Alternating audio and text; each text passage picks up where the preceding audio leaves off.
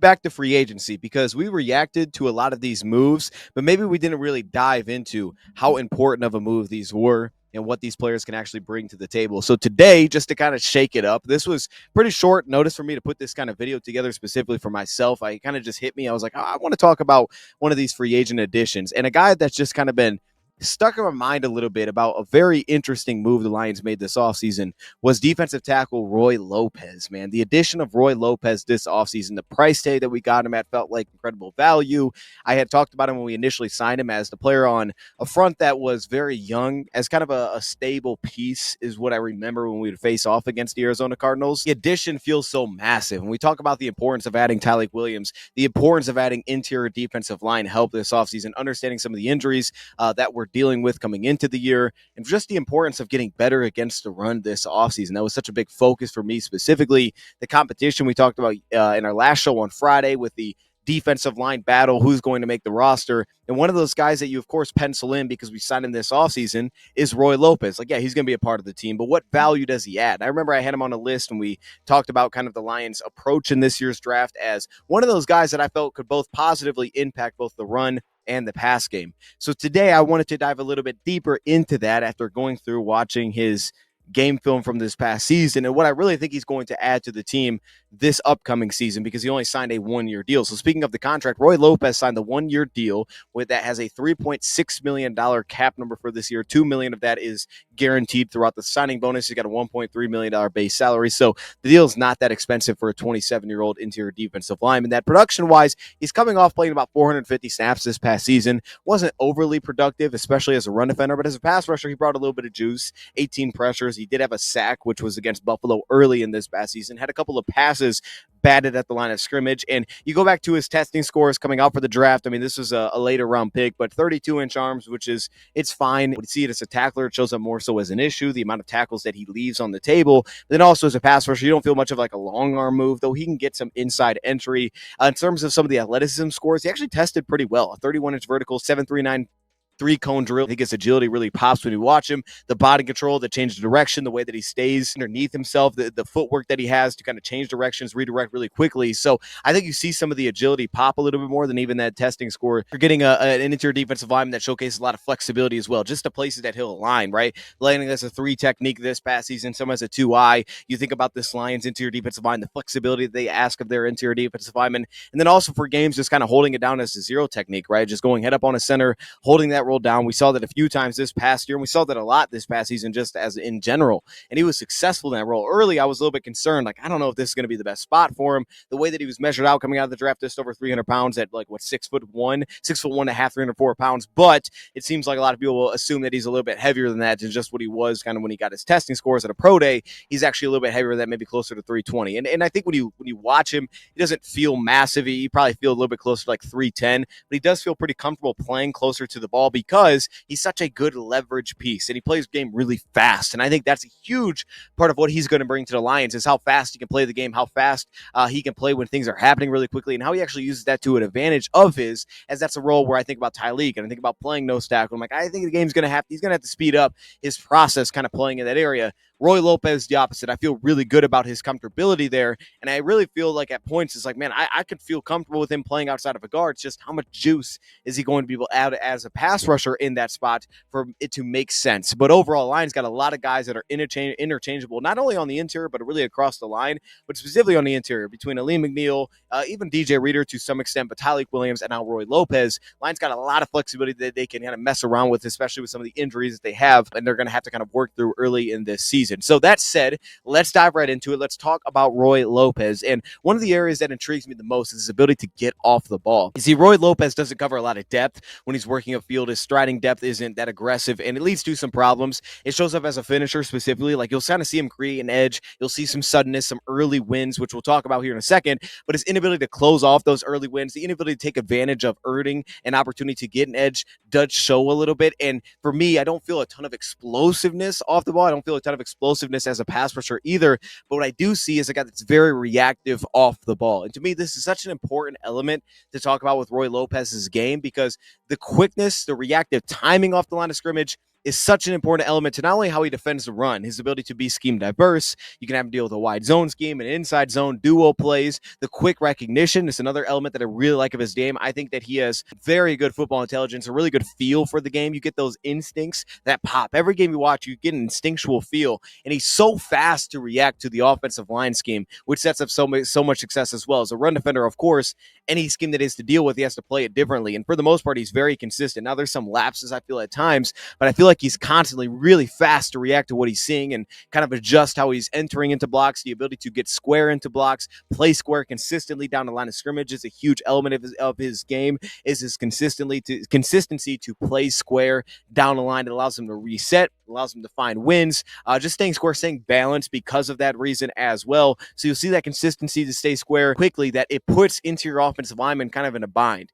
And I think this specifically shows up over centers, right? When he's working zero, when he's working on one technique, when he's in the spot, fast that he's so responsive in those spots where he may not cover the most depth and he may not have the most explosive get off, but he does have really good quickness here. And he'll immediately force guys to make decisions. I think you especially see with the center where he can immediately kind of put them into, okay, I got to open this direction. And that immediately creates a leverage for himself where now he gets to tap into the agility that he showcases, the change of direction, the redirectability, the suddenness. And he'll get these arm over moves. He'll get these step over moves, and all of a sudden he's got an edge, and now he's getting a field, and now he's collapsing a pocket. Now all of a sudden he's forcing a quarterback to move in the pocket. Now the problem again is that he can't constantly take advantage of that, so you may get some pressures, you may get some movement forced. This will also show up as a stunt rusher, which he's pretty effective there as well, but he doesn't have as many finishes as you would like to see as a rusher. So that does show off. But to me, he fires off the ball with low pad level, just another element of his game that adds to consistency, not only as a run defender, but also as a pass rusher, right? Being able to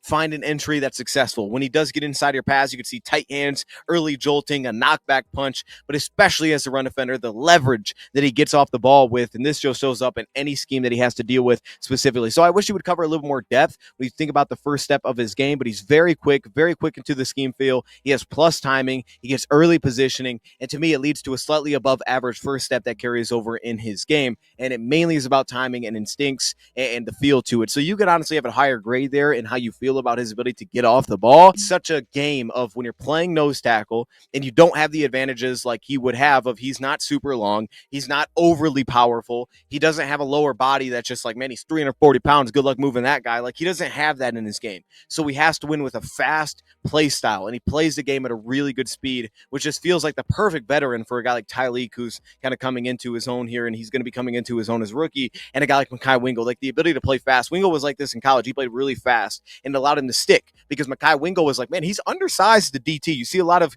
kind of carryover here. Mekhi Wingo is an undersized three technique, right? Playing outside of a guard, playing as a defensive tackle at LSU. You're like, this guy's just not big enough to do that. In the NFL, I had concerns. I think he's going to have to go outside. And the Lions had him used inside. And I still think kicking him a little bit wider is going to be beneficial for him down the road. But that being said, he was able to translate that because he played the game so fast. He was so responsive. He was so instinctual. He had such a good feel. It's like, all right, scheme's going here. Here's the gap scheme. All right, I'm going to settle down, handle this down block, handle this seal block. He was so quick to get to his positioning. I feel a lot of that with Roy Lopez as well. And I think that's huge for where the Lions are at to enter this season. Such a good addition to this team for that reason alone. But then you think about kind of the power that he does play with in his game. And it's not that it's bad here, slightly above average. Now, I think a problem becomes when you'll see him get wider on plays. You'll see him kind of work down plays. I think as the play develops and as the play rolls on, you'll see an issue of, to me, he doesn't constantly live behind the line of scrimmage. To me, this is a little bit twofold, right? I would love to see him be a guy that constantly lives behind the line of scrimmage. He can play at the line of scrimmage a little bit, but the problem is, to me, he's not overly quick in terms of his range laterally,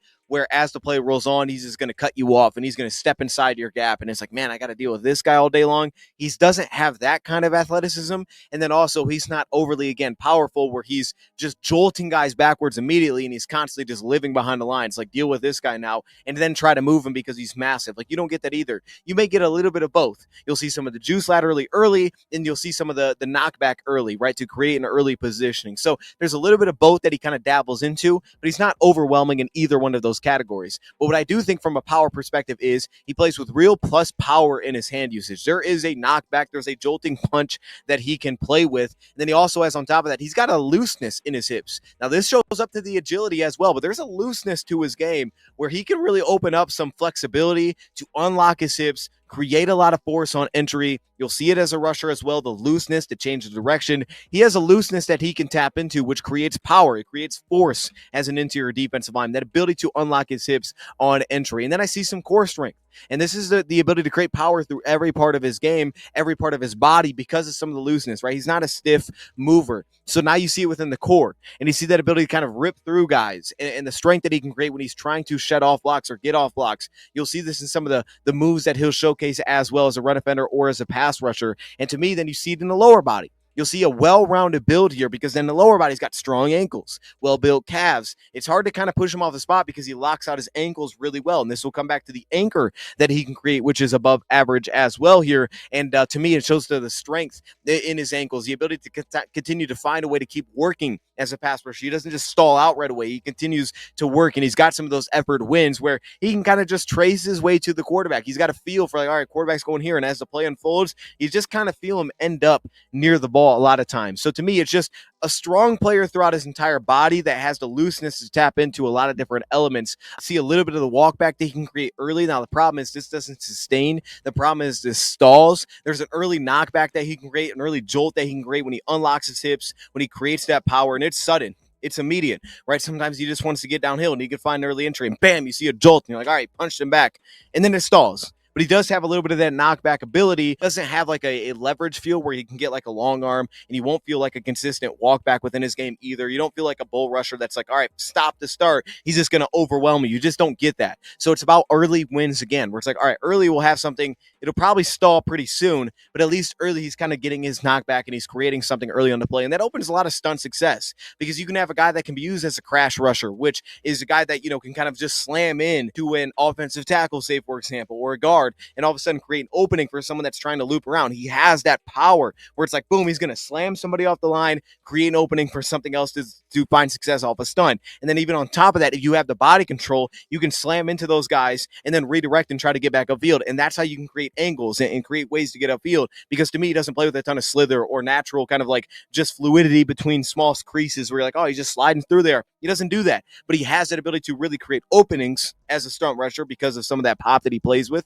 And then same thing on the flip side, some of the looseness as well to kind of work as the looper as well. So it opens a lot of flexibility to use him as a slant rusher, which the Lions do a lot. Here comes the slant off the blitz or the slot off the blitz off the edge. Now everybody's got to step down. And he was utilized to do that a lot with Arizona as well and play with those fast feet, especially for a guy that you're just wondering. It's like, okay, he's undersized. Can he hang at nose tackle? I think of Chris Smith and the consistency that he added to this run game, and I think about taking that to the next level. And a big part for me here is while he has some of the natural leverage, he's also not 5'8". He's got some natural leverage, but he has some real knee bend as well. He can really sink under blocks. And one of the things that Braddock Martin would flash on occasion, you're like, oh, that looks really good. And it's what you would expect of him, right? A guy that's that big body that he can kind of hold up centers, create lockout leverage, kind of settle himself down. He'll just make it difficult for a center to climb, and they can't climb to the next level. So now all of a sudden, if he's playing a zero, here comes a wide zone. It's like, okay, he can settle into the center, deal with that guard off the backside because he's bent, and he's not pushing him out of the play. But then at the same time, he's minimizing that center's ability to climb. So now he can't climb upfield,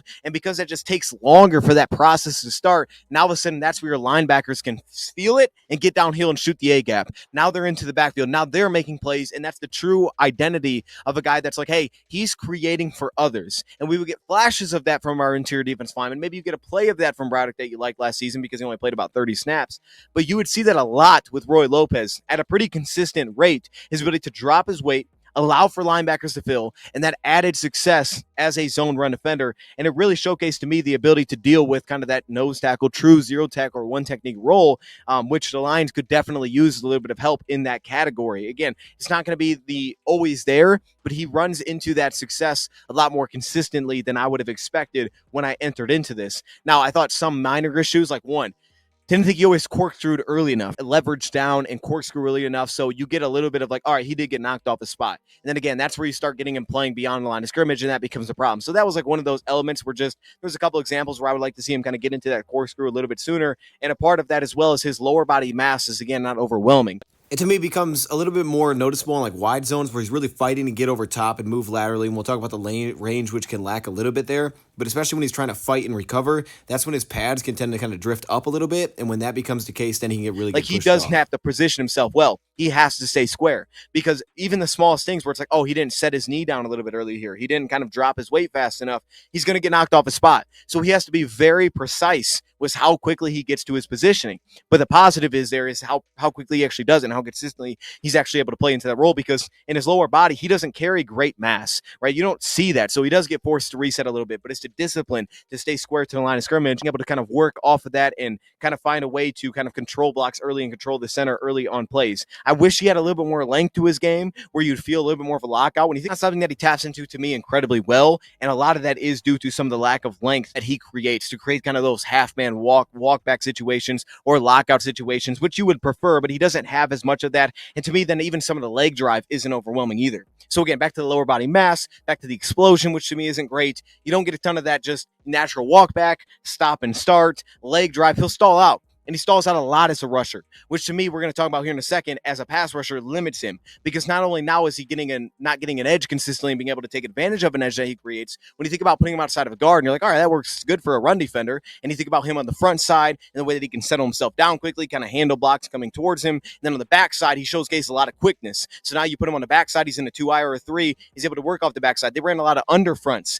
with Arizona, which the Lions would dabble in last season as well, where your 3 technique isn't consistently playing towards the strength. It allows those guys to play with that kind of quickness upfield. And he also may not have that ability to continue to have a walk back. It'll get an early jolt and then it'll stall. And it stalls too often, which is a problem. He kind of becomes kind of just a guy that's sitting there and looking for an opportunity to take advantage of, okay, the quarterback took off, let me go find and track down the quarterback. And some of the length can play into that as well. But I do like very active. You're going to get a lot of activeness with Roy Lopez. And that'll be something that will stick with you as you continue to watch him as a Lions fan, whether it's hand usage, which is incredibly active, but it also is in kind of lower body as well. And the way that his feet keep turning and they keep moving. And you'll get this when he kind of gets in awkward positions where he's not square anymore. And he does get bumped off and he has to reset, and how quickly he is to do it. But also when he does get kind of sideways and he just keeps running his legs, that way he can deal with single blocks and he doesn't get engulfed by a big guard. It's like, take him out of the play. He doesn't do that because he's so active, and he knows that he has to be active, because otherwise he doesn't have the ability to just sit in there and live. But he's been able to make it work, and you give all credit to him for that. Now let's get to some of the pass rush aspect,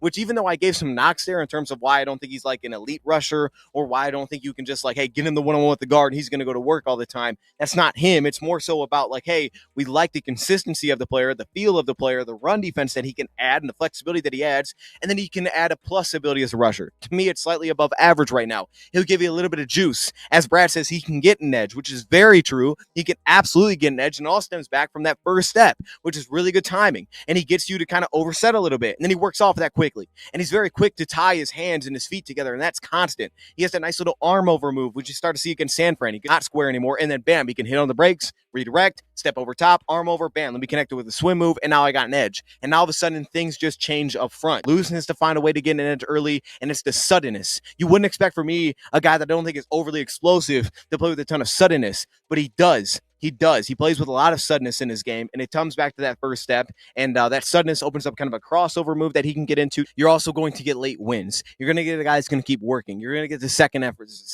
the third effort wins. You get a good motor that comes along with Roy Lopez as well. Just an activeness to his game. And back to the bull rushing aspect, it's just not great. The leg drive is there to get an early pop, but it doesn't sustain. He, to me, doesn't play with kind of the best leverage in this sense. Now, he can leverage and open up kind of an entry where it's like, boom, I'm going to settle down. Here's some shake, and then boom, I'm going to give you a pop. But he doesn't have the consistency there for the shake bull rush. I would have liked to see that tap into more. I saw flashes. I would have liked to see him tap into that more. Could open it up. Maybe he'll get some opportunities where he'll run over an offensive lineman, and that's just that because he's so off balance. He's got enough suddenness to get an edge. It's just not overly like that for me. But then there's also the element to me as well where when you think about creating that knockback, he doesn't really leverage himself into a great long arm. He's not overly lengthy. He doesn't leverage himself into great opportunities to kind of continue to have those things work. Forward-facing bull rush. However, what does tie well together is first off that first step quickness, but then also the ability to string run to pass opportunities due to the vision and body control to redirect to then find the ball behind the line of scrimmage. Get on double teams. As much as he's a second and third effort winner because he can find the ball and he's super active, he doesn't really have a great ability, to me, to deal with double teams and restart as a rusher. Doesn't have some of that start up again ability because, to me, I don't think he has a consistent go-to move. Not a go-to power move. There's not a consistency of like, all right, well, he's going to get to that, and that's a problem. that's not his game. So double teams tend to kind of stall out his rushes a little bit too much. Outside of, again, becoming like, all right, I'm watching the quarterback though, where he goes, I'm going to find him. That is something that is just kind of a like, all right, he's not an elite rusher. We get that. But if you can draw double teams because of some of that suddenness and ability to take advantage of some one-on-ones and create a little bit of an edge, that opens up what we need, which is that opens up Aleem, that opens up Levi and Ty Lee. That's what we need out of you. And to me, right now, that's what you're getting out of Roy Lopez when a shot. I like Chris Smith. I like what he did. I think he could make the team. It's guys like that, Broderick Martin, but it's more than what they brought. It is more than what they brought. And think about DJ Reader. It kind of reminds you of a mini DJ Reader in a sense. Like maybe not the consistent finishing or the length to do that. You'll see that as a run defender too. It's too often like, all right, he's in a spot where it's like, all right, he's 1 yard off the ball, but then all of a sudden the tackle is 5 yards downfield because the length isn't there. He doesn't engulf guys. So you get a little bit of kind of the DJ Reader sense, DJ Reader vibe from that sense, even as a rusher. He may get an edge, but he may not finish that often, but he can open up others, creates opportunities for others, stun opportunities for others. And I get a little bit of sense of kind of a younger mini DJ Reader that has kind of that natural leverage, but he wins because he plays really fast.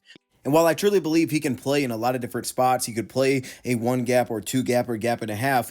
Two gaps not always ideal because of some of the lack of length to be a finisher, but he can kind of settle into both A gaps and handle both if you just need him to have an eye on both of those spots. But I think I'd still prefer kind of a primary gap, maybe pressing into another gap, possibly, even though he's not overly going to do that.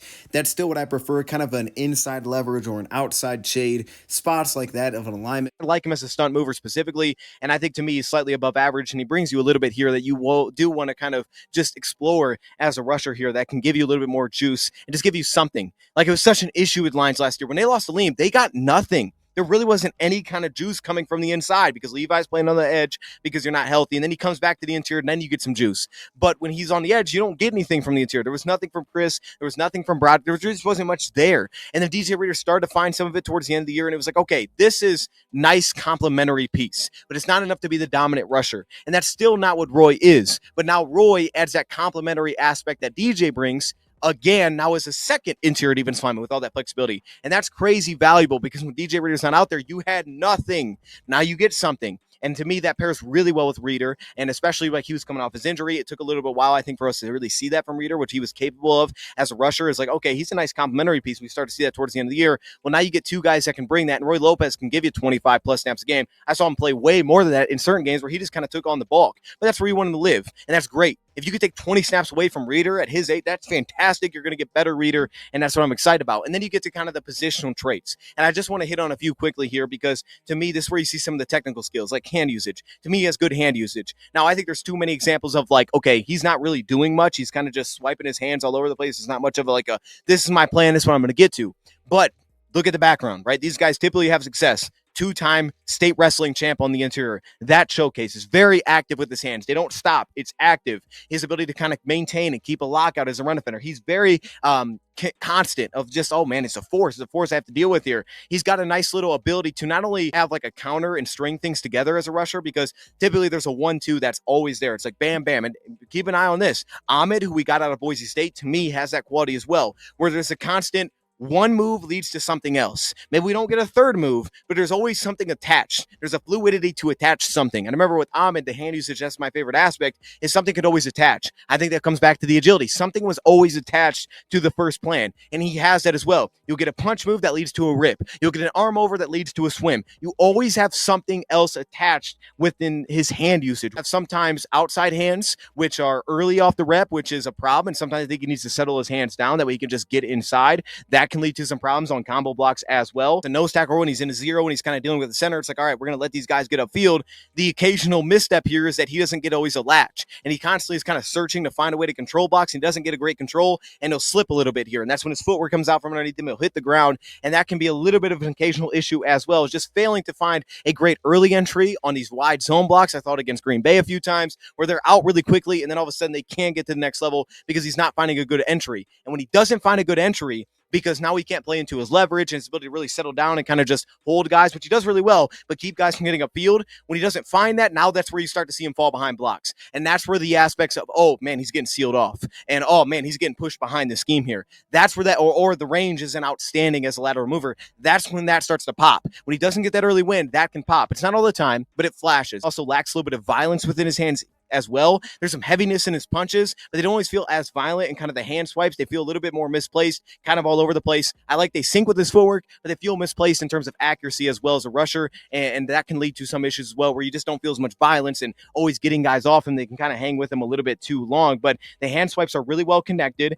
He's really light on his toes, really tight hands a lot of times within that first punch as run defender, which makes him pretty scheme diverse, which opens a lot of success there as well. Biggest issue that I have hand usage, he leaves his chest exposed.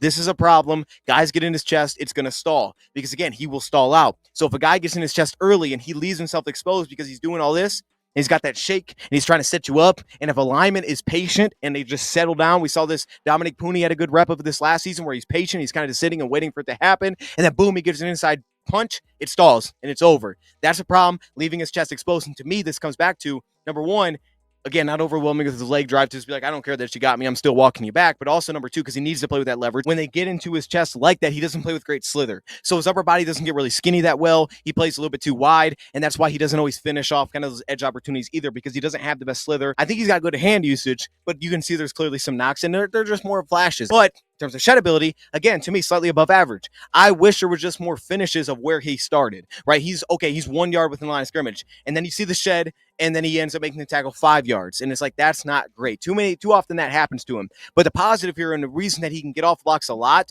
especially because of how square he plays consistently, when he's square with the blocks, he's going to get off that block. He has the looseness in the hips to slip, to get upfield, the quickness within his feet as well to kind of handle double teams. He's very quick to settle down for combos, very quick to deal with duo attacks, as we saw against us, where he'll get his hips forward, feet wide, ankles kicked out, and he just kind of settles in and handles it. And you're like, that's pretty darn good. We saw it against Sewell and Zeitler on the right side. Like, that looks pretty darn good. He's very capable of doing that, and he's got some shake at the top, which will also show up as a pass rusher as well, which can lead to him being able to shed blocks and some of the crossover footwork, the ankle strength as well, to just kind of fight through blocks. Problem here is, again, he doesn't get skinny incredibly well. It throws off the body control as well. He doesn't really have much success at all if a block seals him. If you get a clean seal on him on the back side or even on the front side, he doesn't have the length to kind of consistently play like a gap and a half and just push you back and be like, all right, I'm just going to squeeze this. But he also doesn't really get over blocks, right? When he gets sealed off, there's not really much of ability to get over blocks. That turns into him just kind of popping outside and then trying to work all the way around and get back to the ball carrier. Balance can also become a little bit of an issue here as well, and then kind of the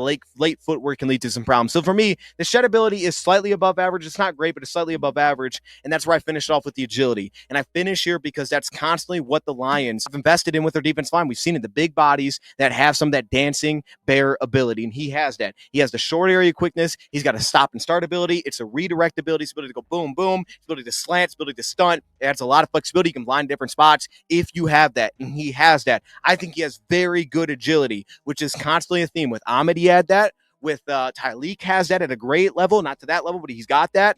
Roy doesn't have it to that level, but he's got it. Roy brings this as well, and you see it in the way that he moves, right? The footwork to kind of step over blocks, that short area movement can kind of fail to maintain some of that speed laterally. The range is a little bit limited. The wider things get, he can fail to either live behind the line, he'll start to kind of fade back, or just keep up in some of those spots unless he gets the early win to really take control of the block and just be like, yeah, you're not getting to the next level. But the range to then, like, hey, I'm dealing with wide zone and I'm going to also make the stop, that doesn't happen a ton within his game unless it's forced into a cutback. So that's not really his thing, but he's very reactive. He could deal with kind of slanting gaps because he's also reactive in this sense. Okay, I'm going to jump a gap.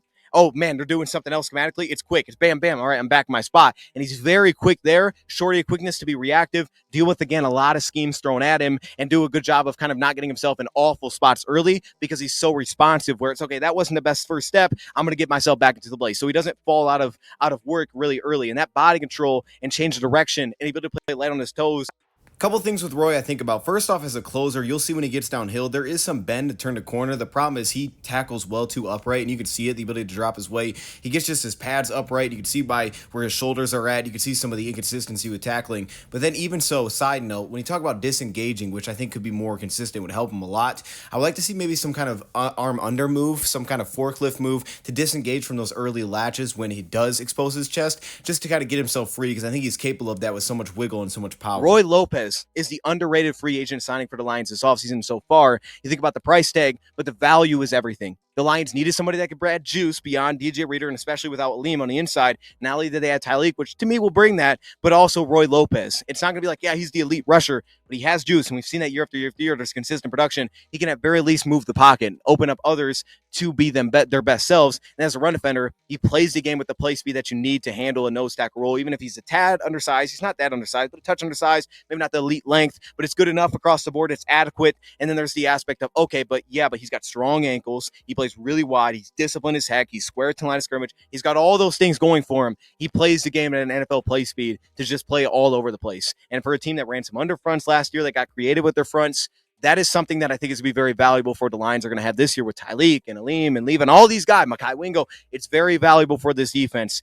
This is a guy that we needed to spell DJ Reader. You don't want him playing every snap at nose tackle, especially early because of injuries, and you don't want to have to rely on Tyleek's everything because I think he's going to play a lot early. He's going to have his hiccups. To me, he needed to turn up his play speed for the nose tackle role. Roy Lopez is really going to help ease that transition. And as soon as Tyleek feels comfy with wherever they want him, Roy Lopez has the ability to kind of fill in where he's not being utilized. So to me, this is a fascinating signing, and it's a very important one as well. Let me know your thoughts in the comments below. Thank you all for watching.